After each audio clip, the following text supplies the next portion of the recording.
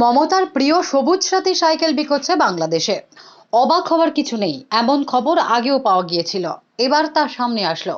সূত্রের খবর, মুর্শিদাবাদের বিভিন্ন সীমান্তবর্তী এলাকা থেকেই বাংলাদেশে পাচার হয়ে যাচ্ছে সবুজ সাথীর সাইকেল।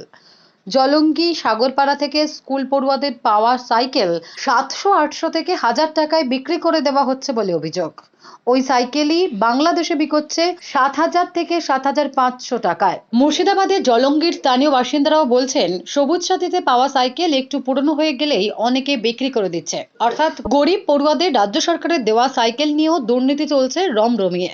শুধু খুলনা নয়, রাজশাহী, মেহেরপুর, চুয়াডাঙ্গা, কুষ্টিয়া, যশোর, সাতক্ষীরা, ঝিনাইদহতেও সবুজ সাথীর বিক্রি হচ্ছে। সাইকেল বিক্রেতারা জানিয়েছেন, ভারতের সাইকেল বিক্রি হচ্ছে। বিশ্ব বাংলার লোগো লাগানো থাকলেও তাতে সমস্যা হবে না। সম্প্রতি বাংলাদেশের একটি ভিডিও ভাইরাল হয়েছে। সেখানে বাংলার পড়ুয়াদের জন্য বরাদ্দ করা সরকারি সাইকেল বাংলার গণ্ডি পার করে বিক্রি হচ্ছে খুলনায়। তাও খুল্লাই।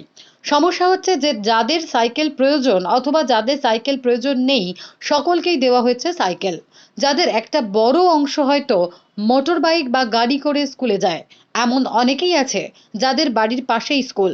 ফলে ঘুর পথে বিক্রি হয়ে যাচ্ছে সেই cycle. Bureau report, D Bangla news.